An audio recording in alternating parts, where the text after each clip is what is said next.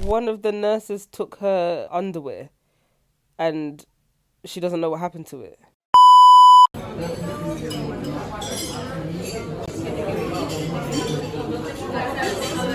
Good morning, guys. Good morning, guys. How you doing? Yeah, we're at breakfast at the moment.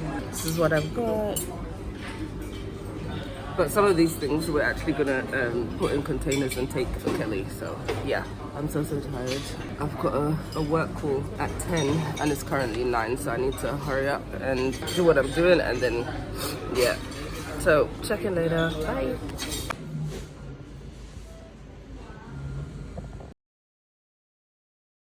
Hi guys, so we are in the Uber at the moment, and there was a whole bacchanal that happened today at the hospital.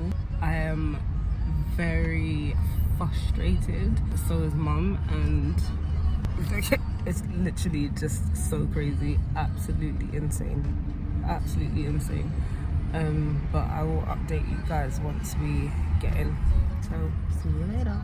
So we're home. I've been on the phone to the insurance people who told me that they now need an updated medical report. I sent them one a few days ago, and also the doctor sent them a message yesterday saying that the only way that Kelly will be allowed to fly is if she has medical assistance and oxygen. I've called them this morning and they were basically like they hadn't made a decision yet on the case and that I should call back in 4 hours. So I called back, and now this new person is saying that they basically need an updated medical report. So I'm saying to them, but why should they need an updated medical report? When I sent them the medical report first, that's when you should have made your choice. That's when you should have made your decision. But instead, you've left her there for how many days now? And now claiming that you need an updated one. Why did you not just make the decision when you first got the first report?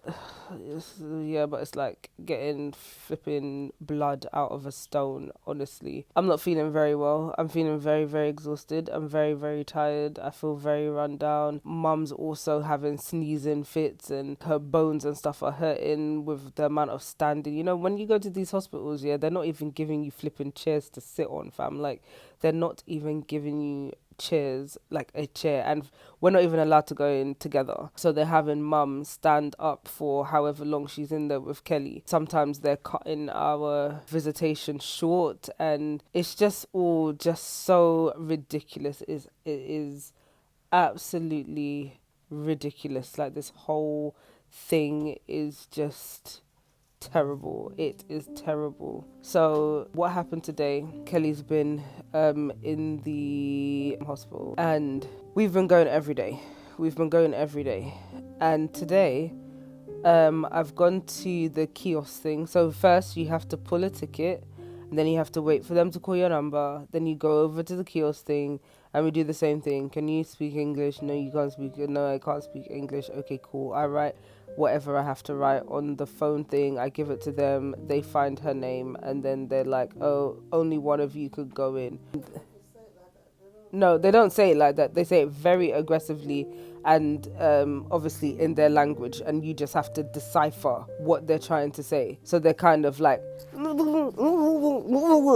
basically like that. So today I thought, okay, to avoid them doing that, I will go up by myself and sit there, and mum sit at the back, and so then we will just interchange like that. So there's no need for you to get angry or anything. We're not coming in a duo.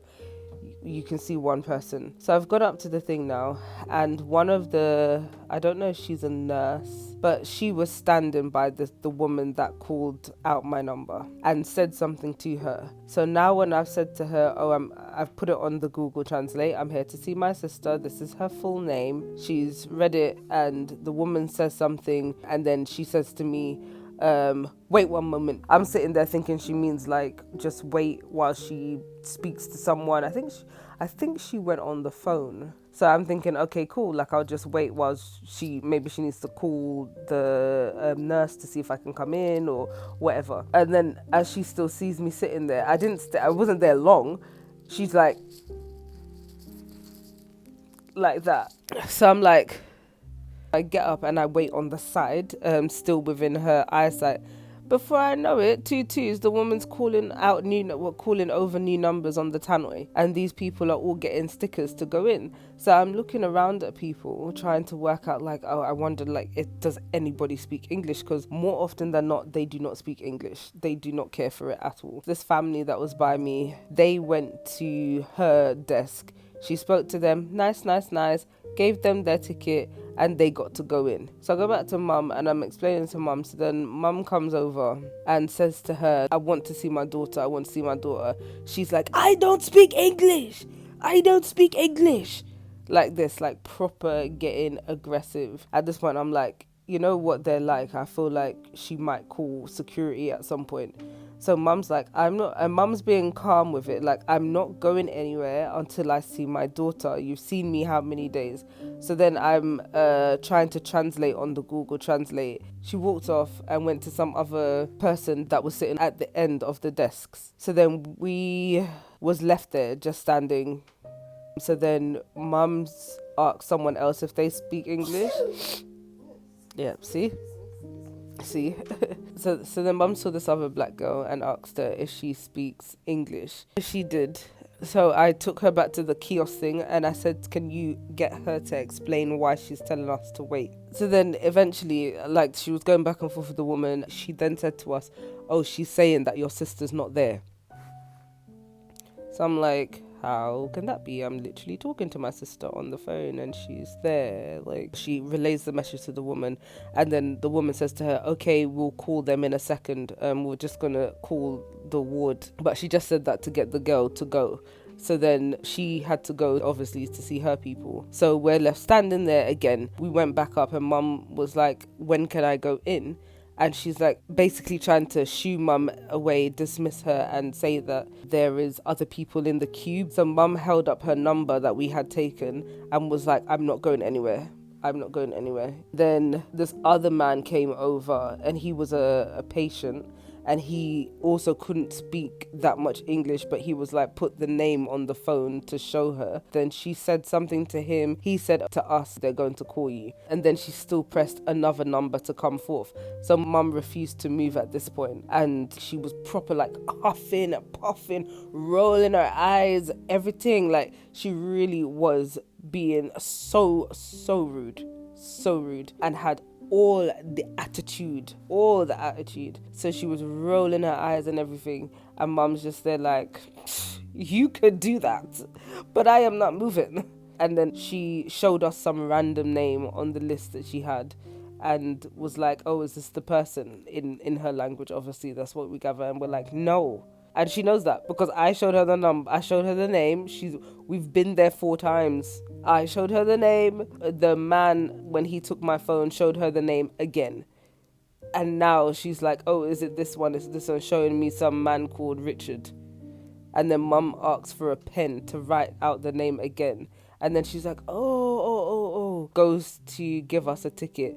All of a sudden, all of her ticket numbers are gone that she needs for our ward. So she's walking around, rolling her eyes like, going to one desk, picking up something, not there, going to the next desk, picking up something, like that kind of thing. Like, she's doing us a flipping favour.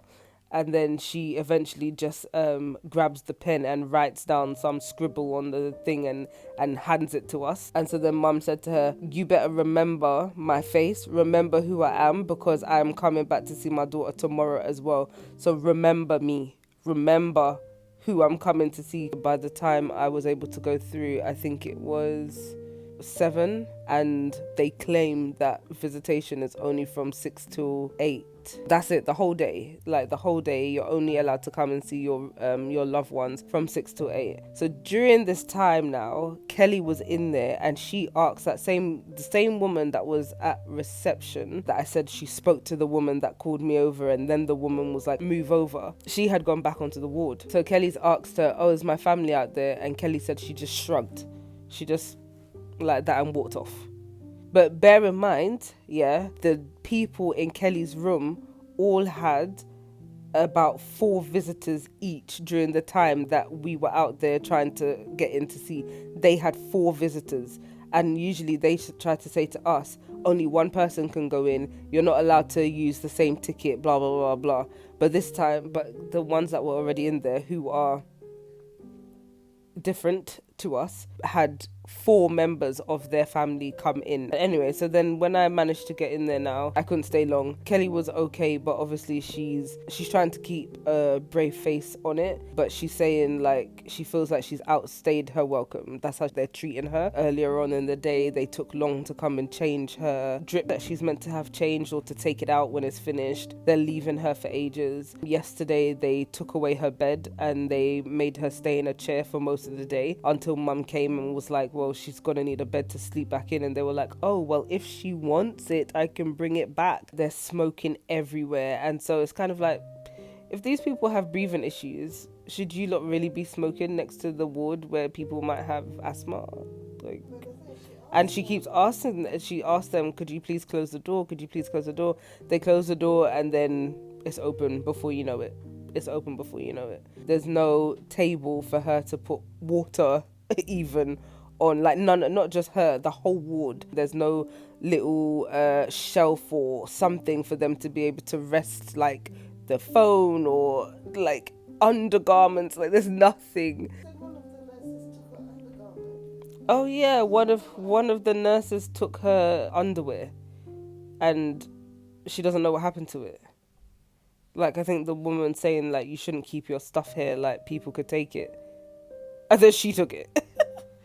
So, yeah, so that was just a whole horrible experience. And the whole thing has been horrible. Like, with the medical insurance people, they never told me that they needed an updated report. Had I not called tonight, what the hell would have happened? Do you know what I mean? Like, what the hell would have happened? Just ridiculous. And, yeah. And the language barrier is just horrible as well. These nurses, receptionists, they have no compassion, no empathy whatsoever. I'm looking for private healthcare. There's not much information that I can find. But you think like you buy travel insurance for this reason. We've got the premium package. It's not like we went for, the lowest. We've got the highest package, and yet still there's still so much BS going on, and it's just the whole process is just so ridiculous. So yeah, we don't know what on. This is the worst holiday I've ever been on. This is like a holiday from hell, honestly. It's the worst situation for a mother to be in. Yeah, Mum said it's the worst situation for a mother to be in. Yeah, it's like, to fly or not to fly. To fly means that something can happen, as they say. Because the planes are flying at such high altitude, it could cause her to lose oxygen in her blood, and then she can crash. Or we can stay, but that's more and more money. So that's the kind of decision, that we're having to make. And as a mother, it's not an easy decision at all, Yeah, it's not an easy decision to make at all, and it's a horrible situation to be in. It's even worse for Kelly, obviously, because she's all alone in this foreign country, in a place where it wouldn't be so bad, if people were speaking a different language, but you could see that they cared, but they don't, and they're not being compassionate, empathetic at all. Even the fact that they made her walk down a hill while she was experiencing an asthma attack. That just tells you. Her current doctor has been good, so I can't say anything on her. That one particular one has been good, but generally it's been horrible. And she's saying how like depressed she feels, and they've got her in a ward with like really, really old people. A lot of them are bedridden, and I've got my sanitizer here. Oh my god. Honestly, guys, I just want to go home. I want her out and for us to just go home. Like, I can't take this. I can't take it at all. This is literally the holiday from hell. Like, literally, it is the holiday from hell. It has turned into a holiday from hell. I mean, when you think about it, they put her in a ward where she's a young person and everybody else Oops. Everybody else around her is elderly. They're all wailing, crying, calling out. Yeah, man. Trying to touch her. Yeah, like some of them you can hear them. One of the people in her ward had to be tied down to his bed. And when we're on the phone to her, you can hear him. Like the other day, she fell asleep because she's finding it hard to sleep, obviously. She feels better when we're on the phone for her to fall asleep. And I can hear this man all in the background. Like loud. When I tell you loud, I mean loud. Like, and it's just like, this is not conducive to any kind of healing at all. She doesn't have any privacy. She's not allowed to close the curtain. She's not allowed to do any of... They've given her one hospital gown. You know, sometimes they give you two because, like, sometimes the back will open or the front will open. And basically, they said to her, you're basically lucky that you even got one. When she asked if there was another one to cover her backside. So yeah, that's basically been her experience. Obviously, I think that she probably... Oh, I've got such a headache. She will probably be able to... Oh, it's 12. Be able to go into a bit more detail, like what she was experiencing and stuff when we're eventually able to get her to tell her side of the story. But it has been horrible, and this whole situation has made me feel personally like I never want to come back here again. Not at all. Like, I thought before that things were fine, but obviously there's certain things that you don't experience until you experience it, basically. And after this experience, I don't know, man. It's just been the worst experience that any one of us has ever had. And I can only imagine how bad she feels. Yeah, and that's the thing. That's what's making me feel bad. Because if I feel bad, even being in there, I'm feeling bad for her. Oh yeah, not just that. She said when she went to go toilet or shower or something, there was like blood on the floor. That's what I'm saying.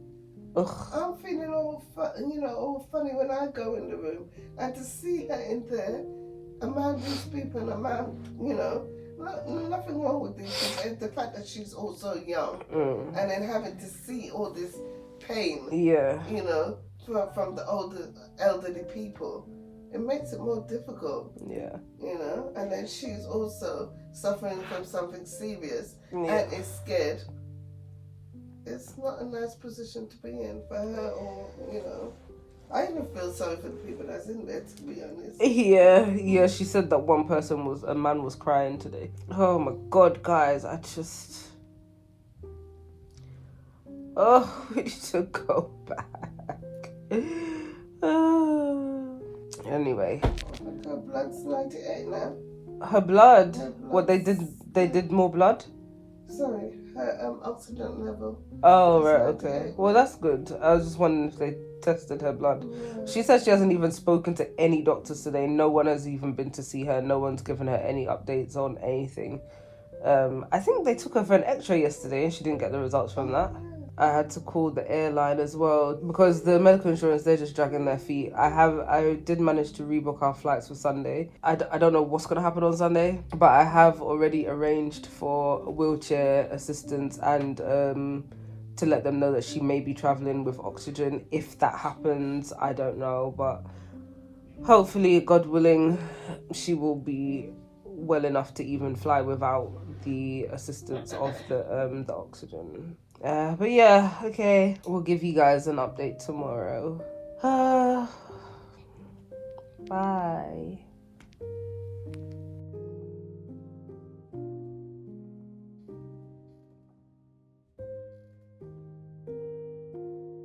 So we had slightly better news today. Kelly said she was able to